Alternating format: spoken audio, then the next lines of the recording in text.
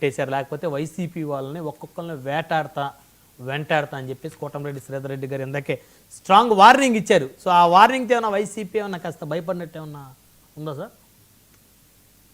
ఎంతసేపు అయింది ఇచ్చి? ఒక 4 hours అవుతుంది. 4 hours కదా, చూద్దాం.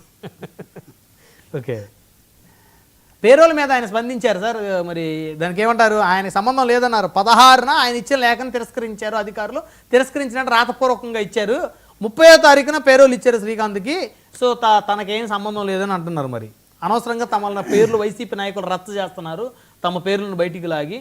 తమ ఎంతోమందికి ఇస్తుంటాము పేరోళ్ళు, తమ నియోజకవర్గానికి ఆ నెల్లూరుకి చెందిన వ్యక్తిగా పేరోలు ఇచ్చారు. గతంలో కూడా ఇదే వైసీపీకి చెందిన చెవిరెడ్డి భాస్కర్ రెడ్డి గారు మరి వాళ్ళు పేరోలు ఇచ్చారు అని చెప్పేసి చెప్తున్నారు. ఏమంటారు?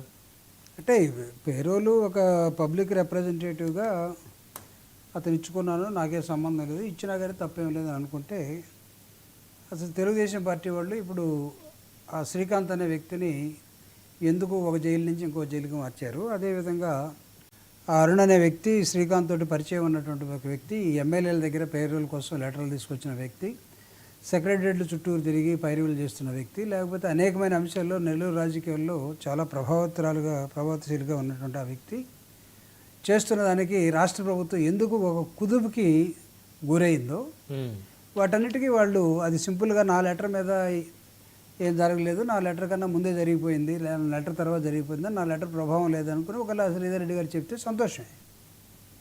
బట్ ఆయన లెటర్ కన్సిడర్ చేసినా చేయకపోయినా లెటర్ ఇది ఇచ్చారు.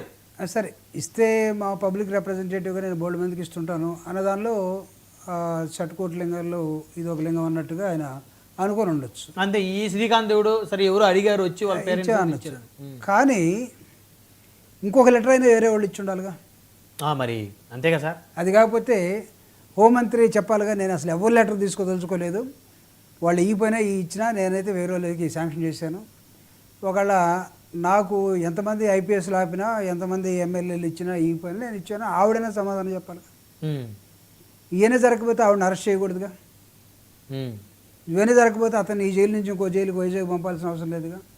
సో దీన్ని ఎఫెక్ట్ పనిచేస్తుందంటే వైఎస్ఆర్ కాంగ్రెస్ పార్టీ వాళ్ళు కాస్త అయినా సరే నైతికంగా ఉండబట్టి అనైతికమైన చర్యలకు మీరు పాల్పడుతూ ఉన్నారు. ప్రతి విధ్వంసం ఆంధ్రప్రదేశ్లో జరుగుతుంటే దానికి జగన్మోహన్ రెడ్డి గారి కారణం, వైఎస్ఆర్ కాంగ్రెస్ పార్టీ కారణం అనేది అసలు మాకేం సంబంధం లేదనే అంశాన్ని మాకు రుద్దకుండా మీరు తెలుసుకుంటే మీ కూటమో లేకపోతే మీరే తెలుసుకుంటే మంచిదని నేను ఒక సలహా ఇవ్వదలుచుకున్నా. అన్నీ బాగుంటే మీరు షిఫ్ట్ చేసుకోవాల్సిన అవసరం లేదు, అన్నీ బాగుంటే ఆవిడని అరెస్ట్ చేయాల్సిన అవసరం లేదు, అన్నీ బాగుంటే నేను ఇంకోసారి తప్పు అయిపోయింది దయచేసి ఫ్యూచర్లో ఎవరికి ఇవ్వను చంపలేసుకోవాల్సిన పని కూడా లేదు. దయచేసి ఇది మీ గొడవ, మీరు తెలుసుకోండి, మాకు వార్నింగ్ ఇవ్వాల్సిన అవసరం లేదు. ఒకవేళ మాకు వార్నింగ్లు ఇస్తే దాని ప్రభావం ఎలా ఉంటుందో కూడా వాళ్ళందరికీ తెలుసు. రేపు మీ గవర్నమెంట్ వచ్చిన తర్వాత అప్పుడు దాకా ఎందుకు ప్రజా ఉద్యమాలు జరుగుతాయి కదా.